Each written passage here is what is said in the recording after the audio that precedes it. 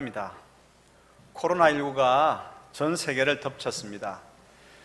처음 당해보는 세계적 전염병의 공포 앞에 모두가 불안해합니다. 이 불안을 잠재우기 위해서 각 나라마다 경제, 외교, 사회, 방역 등 전 분야에서 적절한 조치가 필요로 합니다. 그런데 제대로 된 조치를 내놓지 못하고 있습니다. 왜냐하면 이 팬데믹이 어떻게 진행될지 모르기 때문입니다. 이런 가운데 시행 조치를 내놓은 지도자들끼리 소송도 벌어졌습니다. 미국에서 일어난 일입니다. 미국의 조지아주 주지사는 조지아주의 수도인 아틀랜타 시장을 고소했습니다. 주지사는 마스크를 쓰지 않도록 조치를 내렸고 시장은 반드시 마스크를 써야 한다고 조치를 내렸기 때문입니다. 서로 자신의 정당성을 이야기합니다. 어느 한쪽 편을 들 수도 없습니다. 이러지도 저러지도 못해서 주춤하고 있으면 그 우유부단함이 또 이야기거리가 됩니다. 그래서인지 전 세계 모든 나라가 지도자에 대한 불만이 큽니다. 대통령인들 별 수 있습니까? 나름 시행 조치를 내려도 불만, 안 내려도 불만. 통치자는 괴롭습니다. 인간은 내일 일을 알지 못합니다.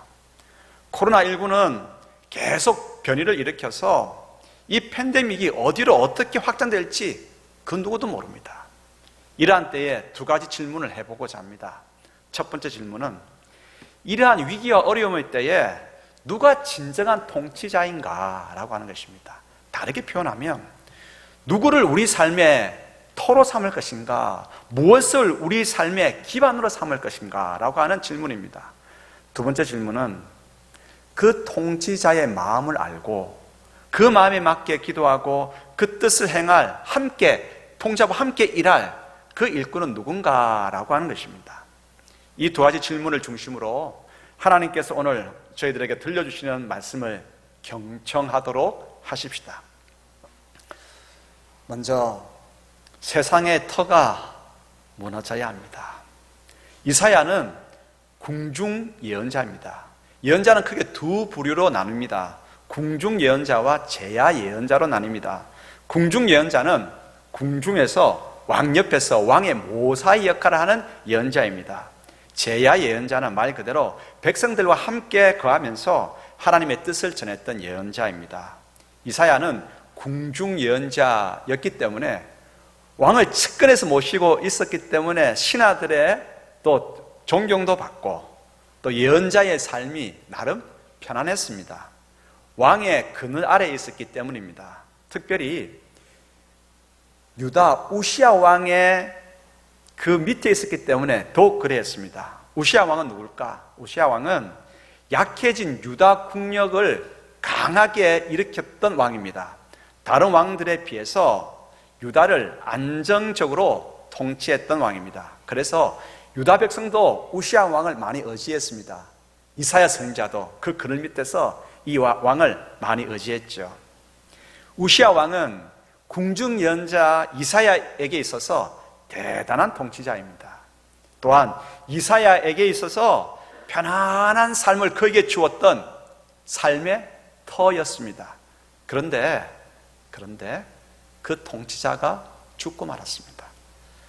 안정적으로 유다를 다스렸던 왕인데 그 밑에서 이사야 자신이 편안하게 지내왔는데 이제 그 터가 무너졌으니 이를 어쩌면 좋습니까? 이사야는 실망과 낙심으로 가득하였습니다. 우리를 한번 돌아보십시다. 코로나19로 인해서 우리 삶의 터가 많이 흔들리고 있습니다. 든든하다고 여겼던 터가 깨어져 버리고 사라져 버리고 요동쳐서 너무 불안합니다. 성도 여러분에게는 어떤 터가 지금 그러합니까? 확신 가운데 투자했던 주식이 급락했습니까? 탄탄했던 직장을 잃어버렸습니까?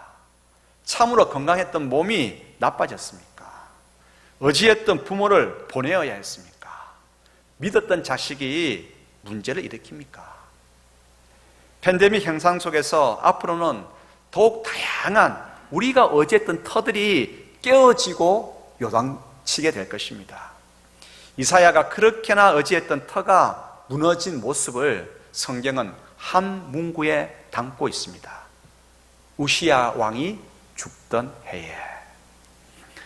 그런 가운데 한날 이사야는 성전에 들어갑니다.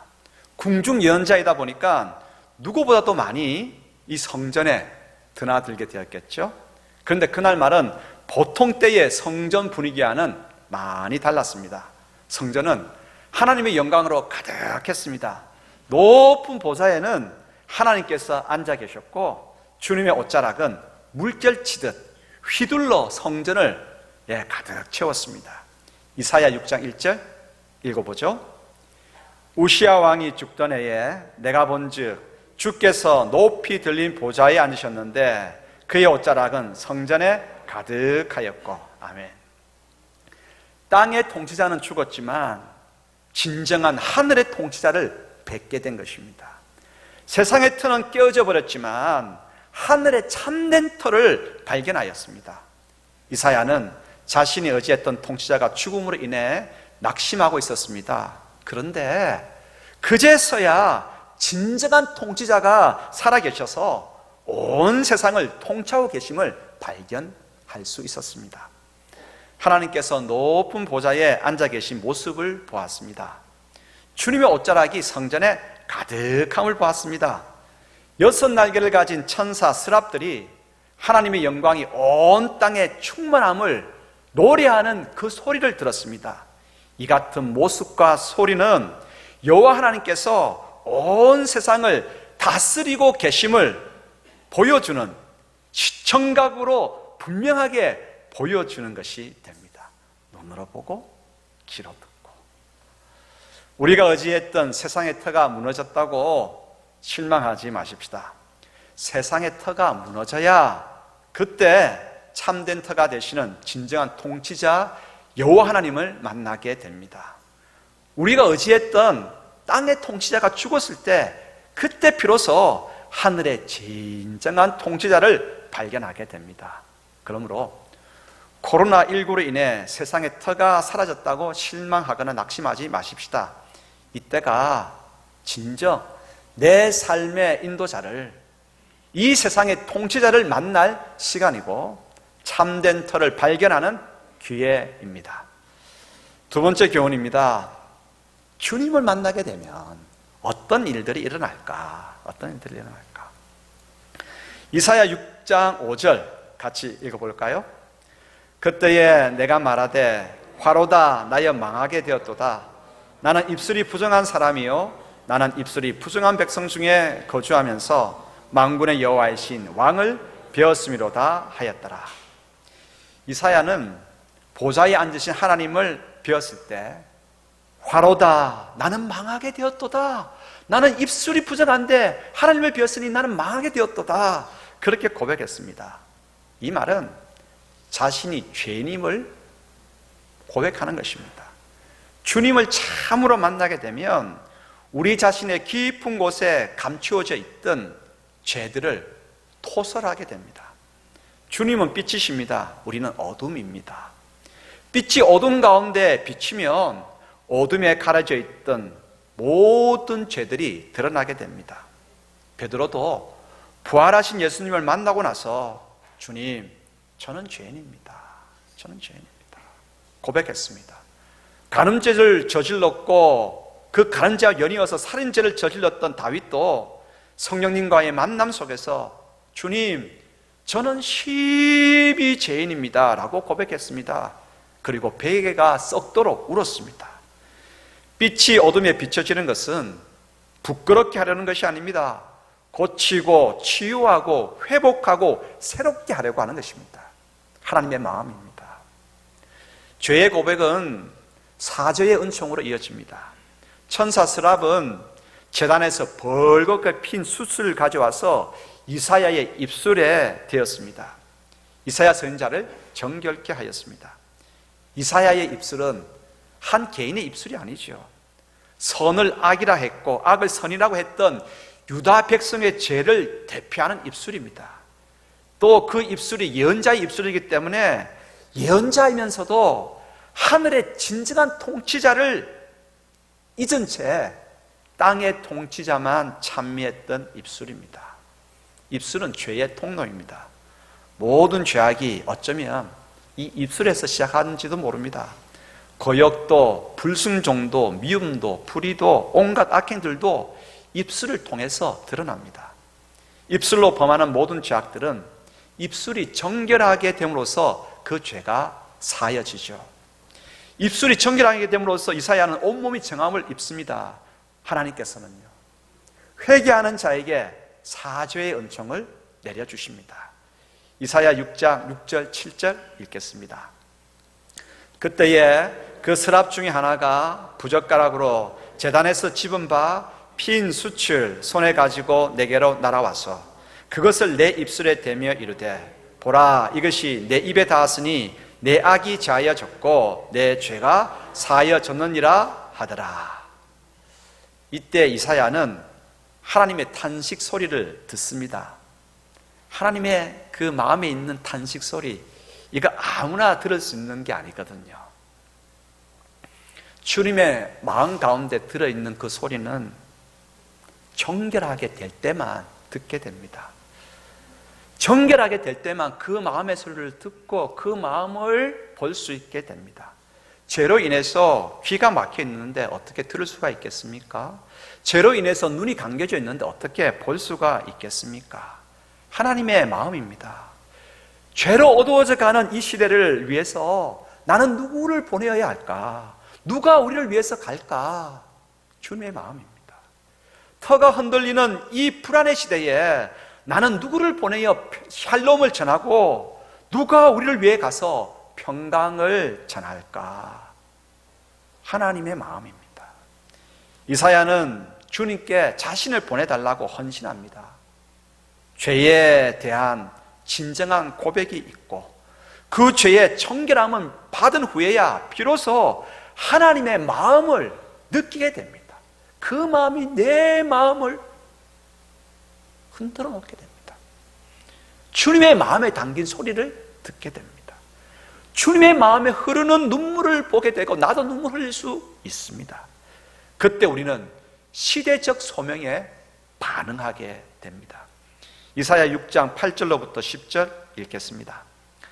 내가 또 주의 목소리를 들으니 주께서 이르시되 내가 누구를 보내며 누가 우리를 위하여 갈꼬 하시니 그때에 내가 이르되 내가 여기 있나이다 나를 보내소서 하였더니 여호와께서 이르시되 가서 이 백성에게 이르기를 너희가 듣기는 들어도 깨닫지 못할 것이요 보기는 보아도 알지 못하리라 하여 이 백성의 마음을 둔하게 하며 그들의 귀가 막히고 그들의 눈이 감기게 하라. 염려하건대 그들이 눈으로 보고 귀로 듣고 마음으로 깨닫고 다시 돌아와 고침을 받을까 하노라 하시기로. 여러분, 뒤편에 있는 하나님께서 내 백성이 못 봤으면 좋겠다, 못 들었으면 좋겠다, 이 말은요, 하나님께서 너무 답답하시고 너무 안타까우셔서 거꾸로 하신 말씀입니다. 아시죠? 거꾸로 하신 말씀입니다. 세 번째 교훈입니다. 이 시대에 하나님께서 그루터기를 남겨두십니다. 세상의 통치자와 세상의 틀을 교회가 너무 의지하게 되면, 성도가 너무 의지하게 되면, 세상의 통치자와 세상의 틀을 너무 의지하게 되면 그 결국 삶의 본거지가 황폐해지고 맙니다. 신앙은 무너지고 하나님은 내 기억 속에서 서서히 사라지고 생활은 무질서하게 되고 불의를 정의라고 하고 악을 선이라 하게 됩니다. 그 판단은 잘못된 것입니다라고 말하는 그 입은 틀어막히게 됩니다. 그래서 그 땅에 하나님의 심판이 시작되고 그 땅은 황폐하게 되고 마침내 포로로 잡혀가는 형국에 이르게 됩니다. 이사야 6장 11, 12절 읽겠습니다.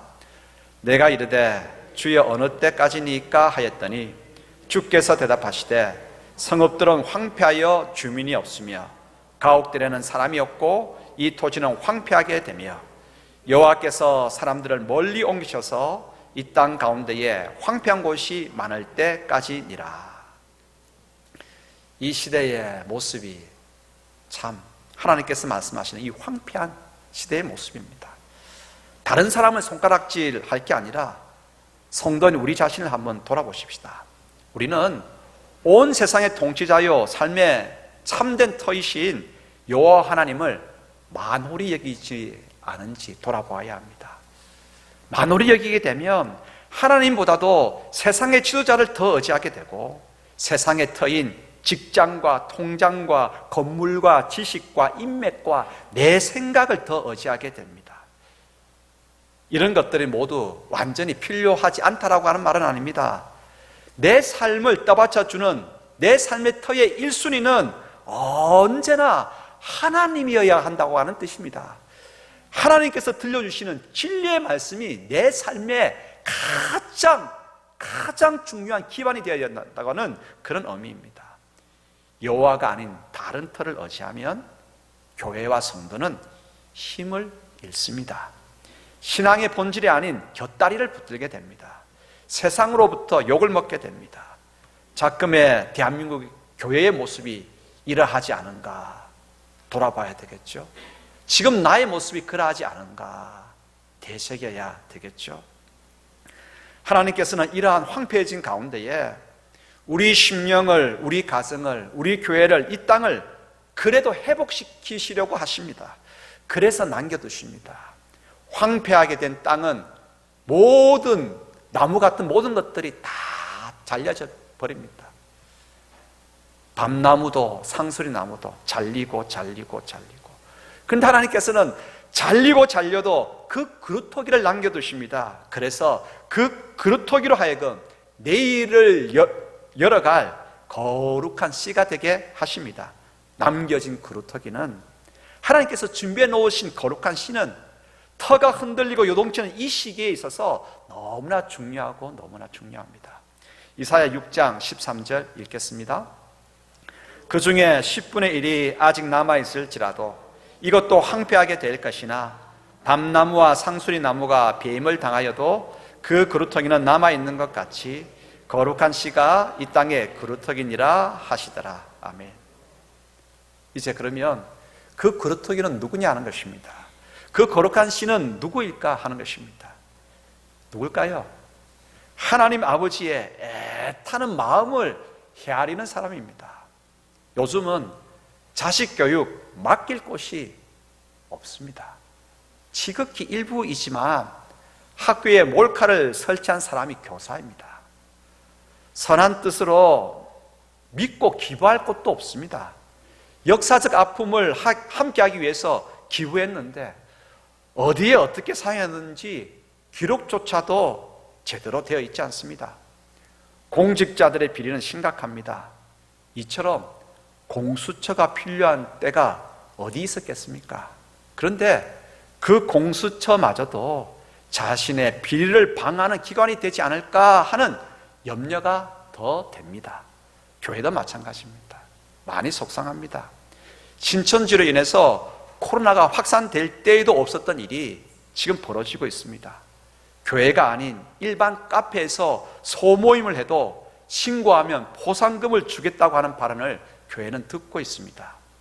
교회가 열심히 잘하고 있는 부분도 있지만 사회에 신뢰를 주지 못한 부분을 뼈아프게 새겨드리면서 우리 자신을 돌아봐야 합니다. 이럴 때일수록 이렇게 황폐해진 이 땅과 교회와 우리 심령을 바라보시는 아버지 하나님의 마음은 어떠하시겠습니까? 지금 설교를 들으면서 그 아버지의 마음을 읽으실 수가 있으시겠습니까? 그래도 아버지 하나님께서는 남겨두십니다. 그루터기를 남겨두십니다. 지금 하나님께 예배를 드리면서 하나님의 아버지의 안타까운 마음을 느끼는 바로 그 사람, 주님의 마음에 있는 담겨있는 그 소리를 듣는 바로 그 사람, 주님의 마음에 있는 눈물을 보면서 나도 눈물 흘릴 수 있는 바로 그 사람이 그루터기입니다. 하나님께서 남겨놓으신 그루터기입니다. 그런데 가만히 있는다고 해서 그냥 느껴지고 그냥 듣게 되고 그냥 볼 수 있는 것은 결코 아닙니다. 나는 어느 터 위에 있는지 살펴야 합니다. 내 삶의 터가, 이 교회의 터가 여호와 하나님인가, 진리의 말씀인가 우리는 살펴야 합니다. 하나님께서 내 삶의 터에 이순위로 물려나서는 안 됩니다. 다시 진정한 통치자 되신 여호와 하나님을 바라봐야 되겠죠. 다시 참된 삶의 터, 주님의 교훈 위에, 말씀 위에 우리의 삶이 바르게 서야 하겠죠. 주님의 교훈에 순종해야 되겠죠.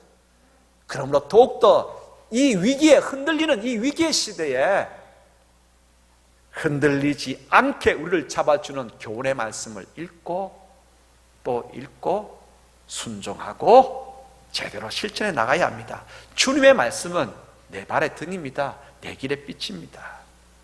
다시 참된 삶에 또 주님의 교훈 위에 우리를 세우십시다. 단 한 명이라도 그렇게 해야 합니다.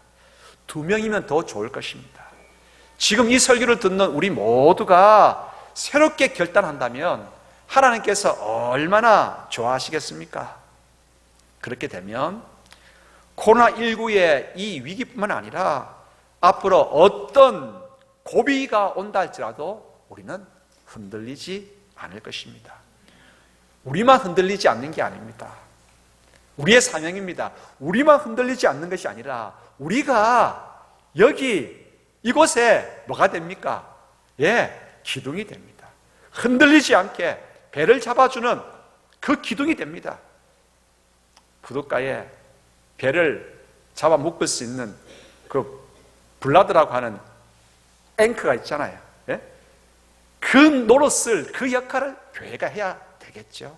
흔들리는 가운데서 모든 백성들은 불안해하고 떨고 어찌해야 될 바를 모릅니다. 이곳저곳 흔들리는 것을 붙들지만 더 흔들릴 뿐입니다. 흔들리지 않고 견고하게 설 수 있는 마지막 보루 하나님이십니다. 여호와 하나님께 나아가고 그분을 우리 틀어 삼을 때에 우리도 흔들리지 않게 됩니다. 세상이 흔들리지 않게 됩니다. 세상이 나아가야 할 바를 바로 보여주는 구원 방주의 역할을 감당해야 합니다. 하나님께서 오늘 우리에게 이 말씀을, 이 마음을 우리에게 주시는 거죠. 하나님을 삶의 통치자로 삼고 우리의 삶의 터로 삼고 이제 무릎을 꿇으십시다. 무릎 꿇고 헌신하십시다. 주님, 저를 보내주십시오. 많이 부족하지만 저를 보내주십시오. 이제 자녀를 위해서 기도하겠습니다. 이제 가정을 위해서 기도하겠습니다. 이제 교회를 위해서 기도하겠습니다. 이제 나라를 위해서 기도하겠습니다. 주님, 부족하더라도 저를 이 위기의 시대에 저를 보내주십시오. 이사야 6장 8절 결단하면서 이 음성을, 하나님의 이 음성을 같이 읽겠습니다. 내가 또 주의 목소리를 들으니 주께서 이르시되 내가 누구를 보내며 누가 우리를 위하여 갈고 하시니 그때 내가 이르되 내가 여기 있나이다 나를 보내소서 하였더니 아멘. 우리 모두가 그랬으면 기도하겠습니다. 아버지 하나님 감사합니다. 용서하시옵소서. 하나님 아닌 것에 우리의 삶의 터를 삼은 그러한 저희들의 죄악을 용서하시고 우리만 흔들렸을 뿐만 아니라 교회만 자충우돌했을 뿐만 아니라 이 사회 전체를 흔들어 놓았던 죄악이 바로 저희들의 죄입니다. 용서하여 주시옵소서. 회개합니다. 제단 숯불 우리의 입술에 데워주셔서 청결하게 하시고 이제 듣게 하시고 보게 하시고 헌신의 무릎을 꿇을 수 있도록 저희들을 새롭게 빚어주시기를 소원합니다. 자녀들을 위해서 눈물로 기도하겠습니다. 교회를 위해서, 이 나라를 위해서 간절함으로 기도하겠습니다. 아버지의 마음을 가지고 기도하겠습니다. 아버지 하나님, 여기에 하나님께서 남겨두신 그루터기들이 있습니다. 아버지 하나님, 이 그루터기를 통해서 새싹이 피고 가지가 솟고 주님 온 세상에 큰 그늘을 만들어 놓을 수 있는 그러한 수목들로 숲으로 자라게 하옵소서. 예수 그리스도 이름으로 기도드리옵나이다. 아멘.